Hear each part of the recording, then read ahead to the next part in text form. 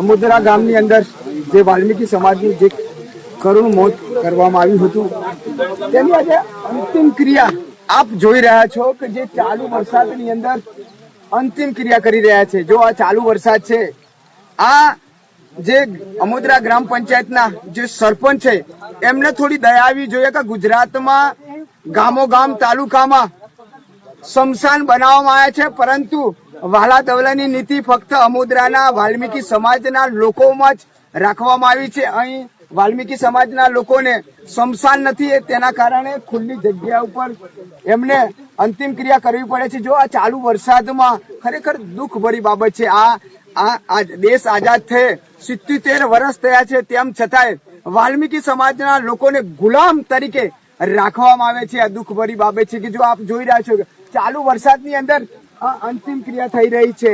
ખરેખર સરપંચને અને તલાટીને તંત્રને મારી ખાસ વિનંતી છે કે અમોદરામાં તાત્કાલિક સ્મશાન બનાવવામાં આવે એવી અમારી માંગ છે.